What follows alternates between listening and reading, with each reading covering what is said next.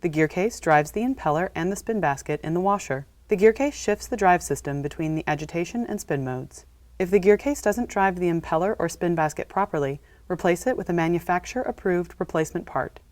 Before you begin, wear work gloves to protect your hands. Have someone help you move the washer away from the wall. Unplug the power cord from the wall outlet. Turn off the water supply valves for the washer. Pull the drain hose out of the standpipe behind the washer. Move the washer away from the wall so you can reach the fill hoses and drain hose. Mark which fill hose goes to the hot connector and which goes to the cold. Using channel lock pliers, carefully loosen and remove both fill hoses. Expect some water to pour out. Tip: wipe up water spills with a towel to prevent slipping. Tape the lid shut so that it does not flop open and damage the control console or hit your arms as you work. Pull the washer forward and access the back of the control console. Remove the top screws on the 2 hinge brackets on the back of the washer. Remove the screw from the wire cover and pull it off of the washer. Slide the top forward about 1/2 inch and then raise the front of the top panel up about 1/4 inch. With the panel slightly raised, push the back panel about 1/4 inch to release it from the brackets. Lift the top panel and prop it against the wall behind the washer. Pull the bottom of the tub ring to release it from the locking tabs on the side of the outer plastic wash tub. Use the slot screwdriver if necessary. Pull the tub ring out of the washer. Insert a slot screwdriver into the notch in the base of the plastic cap and pry the cap off of the impeller. Use a socket or wrench to remove the bolt that secures the impeller to the drive motor shaft. Grasp the impeller firmly and pull it out of the washer. Insert a slot screwdriver on the closed end of the retainer clip and pull outward to remove it. Pull straight up on the spin basket to remove it from the washer tub.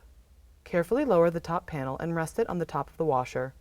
Carefully tilt the washer forward and lay it on the front panel so that you can access the components from the bottom of the washer. Remove the bolts that secure the plastic cover over the motor and drive components. Pull the plastic cover off of the washer and set it aside. Release the locking tabs on the wire harness connection and pull the wire harness out of the connector on the shifter. Disconnect the motor wire harness. Release the wire harness retaining clips from the gear case housing. Pull the wire harness connector off of the capacitor.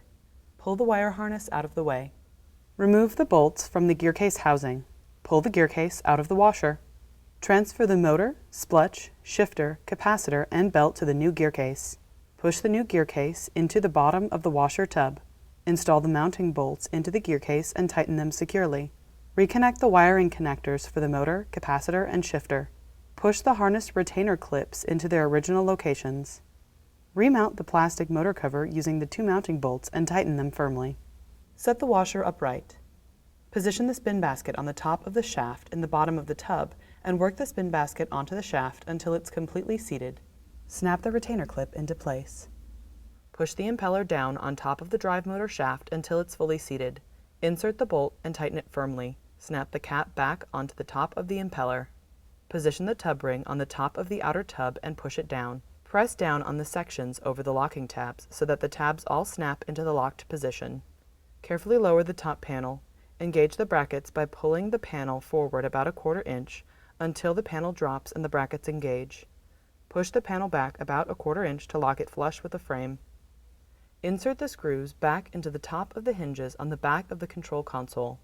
Tighten those screws firmly. Place the tabs on the right side of the wire cover in the slots and then line up the holes on the left side and insert the mounting screw. Tighten the mounting screw to secure the wire cover in place. Thread the fill hoses onto the connectors on the back of the washer. Tighten the connections firmly using a pair of channel lock pliers. Put the drain hose back in place and turn on the water supply valves. Plug the washer into the electrical outlet. Return the washer to its original location. With the washer shut off and the basket empty, no water or clothes, and the lid closed, enter the diagnostic mode. Turn the control dial 1 complete rotation, 360 degrees, counterclockwise. Quickly, within about 6 seconds, turn the control dial 3 clicks clockwise, 1 click back, and 1 click more clockwise. All the green status lights blink when you successfully activate the diagnostic mode. If the status lights don't blink, turn the control dial 1 complete rotation counterclockwise to reset the control, and then try again, this time turning the knob faster. In the diagnostic mode, select the calibration cycle by turning the control dial 4 clicks clockwise. When the rinse light turns on, press Start and begin the calibration cycle, which runs for 2 to 3 minutes.